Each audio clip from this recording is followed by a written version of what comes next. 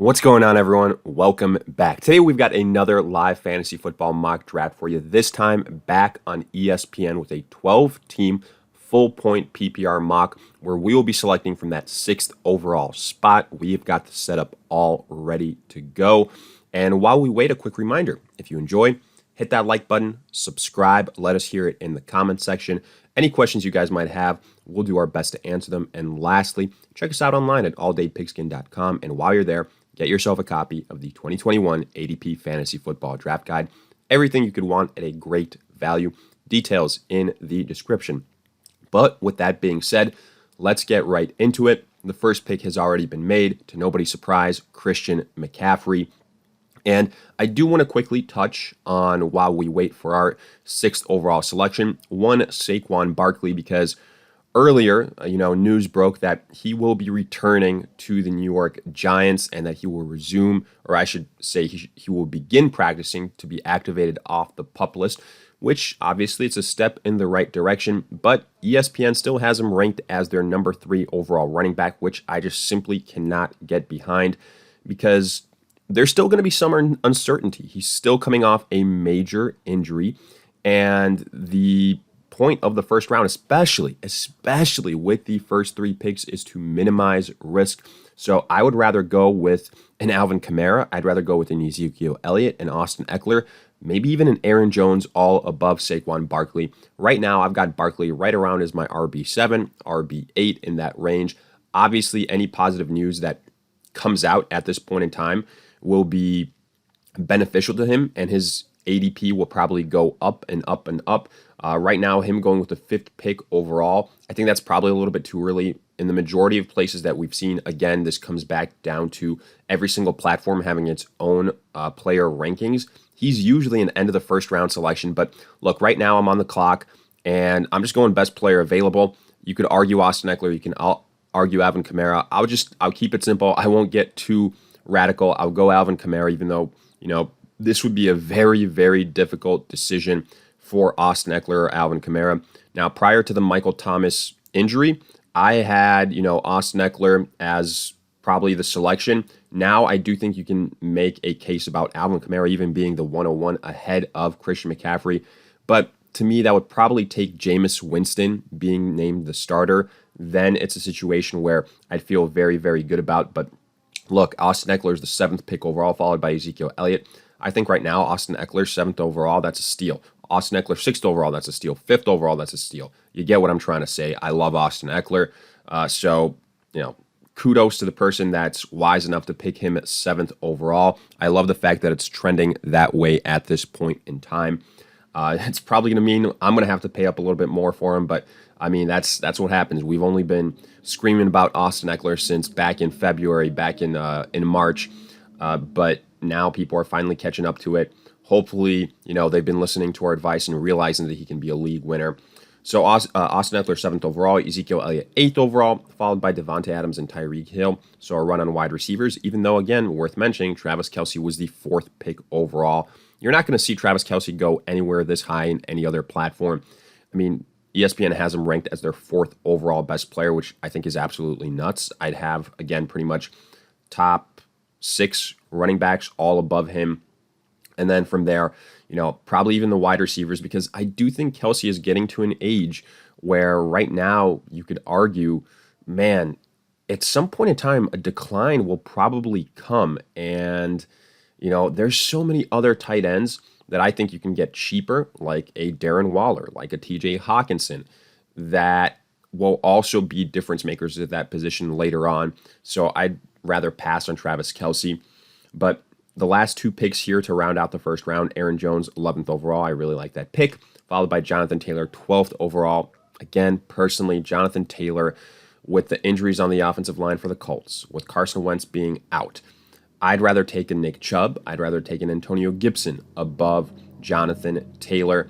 Not saying that he won't be dominant and that he won't get volume, but I think it could be just a little bit later than we're hoping for. So maybe like 4, 5, 6 weeks into the season once that offensive line is a little bit more healthy. But that's just my opinion on the matter. Also, doesn't bring as much as I would like to the table as a pass-catching running back.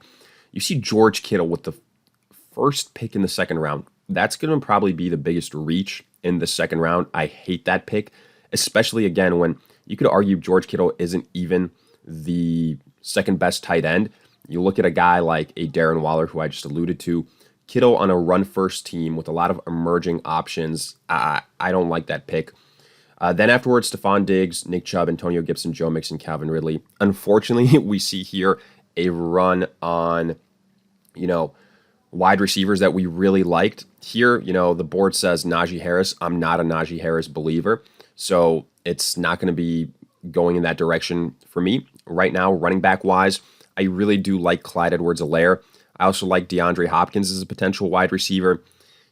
I could gamble and say that Chris Carson could be someone that falls to us. Right now, what I'm going to do is I'm going to go DeAndre Hopkins as our starting wide receiver, and then see what happens at the running back position with either, hopefully Chris Carson, hopefully with a, maybe a David Montgomery, but we'll see. DeAndre Swift is also someone that I like. Darrell Henderson potentially, but again, when we have the benefit of getting Alvin Kamara 6th overall, he can carry our team at the running back position. So I went with DeAndre Hopkins, a guy that I think is relatively safe as far as wide receiver options are concerned, especially in PPR scoring. I think he's going to get a lot of volume. But let's look at these picks afterwards. You see DeAndre Hopkins, who we took 7th, then Najee Harris, then DK Metcalf, then Justin Jefferson, Clyde Edwards-Helaire, and again, the guy that we were considering if it wasn't DeAndre Hopkins, followed by DeAndre Swift, David Montgomery. So run on running backs. Maybe this gamble doesn't pay off. We'll see, but we've only got 3 picks to wait until our next selection. So again, fingers crossed right now. Look, if we can't get Chris Carson, I would say Keenan Allen is a very, very good consolation prize. But, we'll see. We'll see what happens. I think Keenan Allen, DeAndre Hopkins is, you could argue, as good of a start as you could get in terms of two top 10 type of wide receivers, especially in PPR scoring. So just kind of trying to keep my options open at this point in time. Allen Robinson, also not a bad selection. You see Robert Woods. Darren Waller could be someone that I consider here at the in the 3rd round, potentially, just looking at value. So there goes Miles Sanders. So this is good. Again, to me, I think that's a reach. I would have rather had Chris Carson over Miles Sanders, especially the way this Philadelphia backfield is shaping up. But this means we'll either get Keenan Allen or Chris Carson, which at this point in the 3rd round, again, I think is an absolute steal. Keenan Allen and Chris Carson are my favorite picks in the 3rd round. So that's, to me, I think great value at this point in time. If I had to guess, I think that this pick will be Keenan Allen. Actually, it's J.K. Dobbins. So that means Chris Carson and Keenan Allen are available to us. And again, as much as I love Keenan Allen, I look at the running backs that are still available, and I see a drop-off. I do see a drop-off in talent after Chris Carson. Josh Jacobs, no thank you. Darrell Henderson, still potentially a question mark. Myles Gaskin doesn't have that long a track record of success. Same with Mike Davis. So to me, this is going to be Chris Carson. Yes, it hurts to pass up on Keenan Allen. It really, really does. But to me, getting that second very good running back trumps getting that second very good wide receiver. So that's the logic there. And again, look at the values afterwards that we're probably going to get in the 4th round here as far as second wide receivers are concerned. It won't be Keenan Allen, but it could be somebody like a Julio Jones. It could be somebody like a Cooper Kupp, somebody like a Tyler Lockett, Deontay Johnson. Extremely good value. So after our selection of Chris Carson in the 3rd round, you see Darren Waller. Again, I highlighted him. If Carson and Allen weren't available as someone that we could consider, great value there.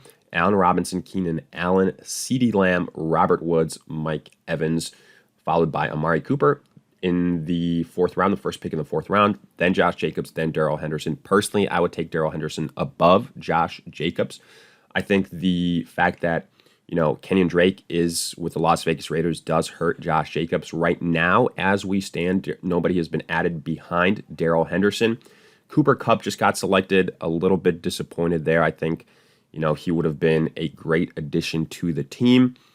But again, if we can get Julio Jones in the 4th round, I think that's very good value. Obviously, we're predicting at this point in time a full season from Julio Jones. If he plays a full season, I think he's going to be a very, very solid wide receiver. In fact, you could argue a steal in the 4th round, one of the better 4th round selections. The way I'm looking at it right now, Julio Jones, Deontay Johnson, those would be my top 2 picks. And I'm going to Julio Jones. I like the upside. I think that, again, barring any injury, he's going to be the wide receiver 1B to the wide receiver 1A that is A.J. Brown. So we're going to go Julio Jones here. Yes, reports came out that, the Titans are being cautious with Julio Jones. He won't necessarily practice as much every single week. But look, that was kind of the case last season. Yes, we're kind of left with a bad taste from last season in terms of Julio Jones' fantasy season. But right now, again, Titans are saying he's healthy. It's just more so precautionary. So that's why I feel okay taking him here in the 4th round. I really like, I would say, this balanced approach that we've set ourselves up for at this point in time. Kamara, Carson, Hopkins, Julio. So let's look at what's taken place after Julio Jones pick. You see DJ Moore. You see Brendan Ayuk, Myles Gaskin, Jamar Chase. A little bit early, in my opinion, for Jamar Chase when Deontay Johnson and Tyler Lockett were both there. First quarterback off the board. Alert, Patrick Mahomes with the 2nd pick in the 5th round. Again, I'm going to point this out to everybody that's watching. This will not happen in your actual drafts. Come draft day, Patrick Mahomes will probably be a 2nd or 3rd round selection. This is just because of the way ESPN has Patrick Mahomes ranked, and honestly, all of their quarterbacks, they just have them ranked way, way, way too low. But right now, I'm at a place where I could go running back, I could go wide receiver, but nobody that I necessarily love. While the tight end position is one that I think has to be addressed, I'm all right reaching on a tight end, especially when it's somebody like a TJ Hawkinson here. Again, I would have also really liked winding up with Kyler Murray at this point in time. But the logic being, again, if I'm going to reach a little bit for either quarterback or tight end, I would rather it be tight end 10 out of 10 times, because the quarterback position is so much deeper. And I know that I'd be much better off if I got, like the 10th or 11th overall ranked quarterback with Matthew Stafford, as opposed to if I got the 10th or 11th overall ranked tight end and somebody like let's kind of just look at these names. Somebody like a Noah Fant or a Robert Tonyan or a Mike Gesicki. So for that reason, I'm going TJ Hawkinson there. Looking at these other players right now that are kind of becoming very good value picks, I doubt we're going to be able to get, as I mentioned, Kyler Murray. But we can get somebody like a Brennan Cooks. We could get somebody like a Mike Davis. I think all viable options. And you see potentially here a run on tight ends begin. Mark Andrews was just drafted. And this thing is picking up here with some auto picks. So after a TJ Hawkinson selection, you see Kareem Hunt, you see T. Higgins, Mark Andrews, Odell, Josh Allen, Juju Smith-Schuster, the last pick in the 5th round. Then Kyler Murray, the first pick in the 6th round. Absolutely outstanding value.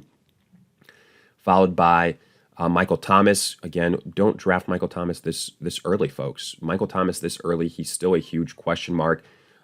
So I'd only be probably looking at him in the 9th, 10th round, something like that.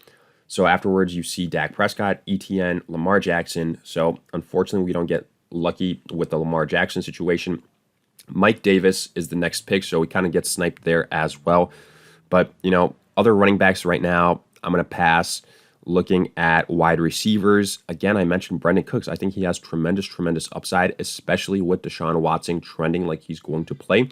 So let's add Brendan Cooks to the squad here. I'm all right going this way. And then there's a lot of other really good wide receivers that we can get later on. Kyle Pitts was just drafted. So, I guess in retrospect, the way this thing played out, we would have been better going Kyler Murray or Lamar Jackson first, and then a TJ Hawkinson or a Kyle Pitts.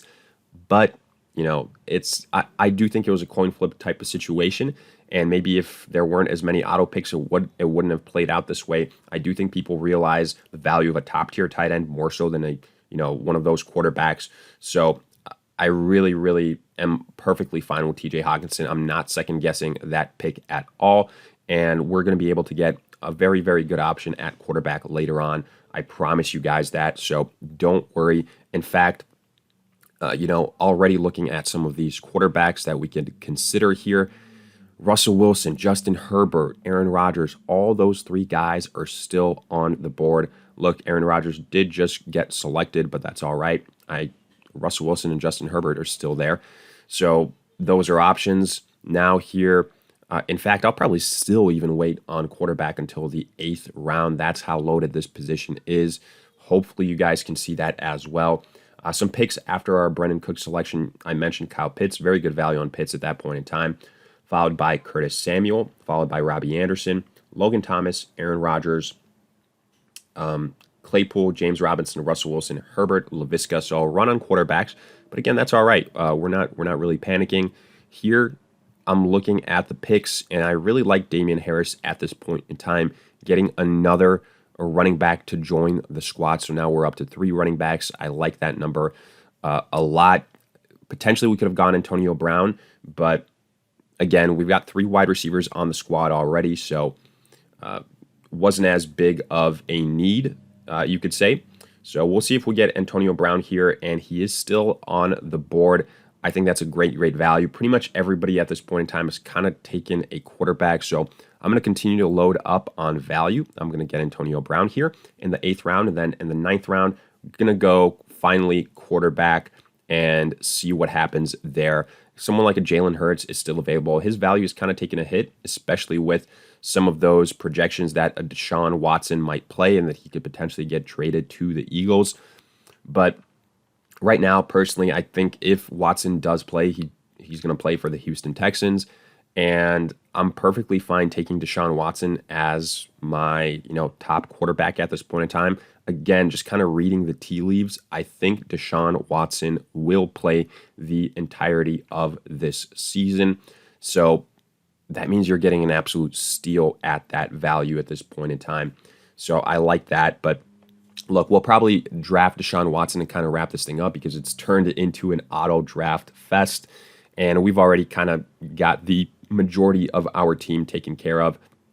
So right now, again, looking at these players, you could go Jalen Hurts, I guess. I'm debating going Jalen Hurts and then going Deshaun Watson. Maybe we do that so we have at least one kind of bona fide, for sure, starting quarterback. So I guess I'm still kind of debating it. It's probably the smarter thing to do. But, I mean, Jalen Hurts is far from a sure thing either. You're drafting him because of what he's going to do with his legs. I'm going to throw caution to the wind. I'm going to go with Deshaun Watson here. And again, if you're drafting Deshaun Watson and he actually does play, he's going to go much, much higher in your actual drafts. Right now, it's kind of a risky situation, so that's the only reason why he's still available at that point in time. And I'm all right taking that risk. So I think that's, all things considered, probably a good situation to be in. To be smart with our drafting, I'll probably take Joe Burrow here, a safe quarterback. And now we've pretty much got the majority of our squad taken care of. Deshaun Watson, Kamara, Carson, Hopkins, Julio Jones, TJ Hockenson, Brendan Cooks, Damian Harris, Antonio Brown, Joe Burrow. So I feel really good about the squad. I think the question marks that we had at certain positions, aka quarterback, we have gotten good backups in a Joe Burrow. Running back, very, very strong with Kamara and Carson. Then we've got Damian Harris as well. Wide receiver, DeAndre Hopkins, that stud wide receiver 1. Julio Jones, I think, can be a value, low-end wide receiver 1. Even if he's not high-end wide receiver 2, I'm all right with having Brendan Cooks, having Antonio Brown. Love TJ Hockenson. So overall, I think this is a very, very solid draft, B+ type of situation. But let me know your thoughts in the comment section, along with any other questions you guys might have. And again, if you enjoyed, hit that like button, subscribe. Check us out online at alldaypigskin.com. And while you're there, get yourself a copy of the 2021 ADP Fantasy Football Draft Guide. But in the meantime, we'll see you guys in future videos.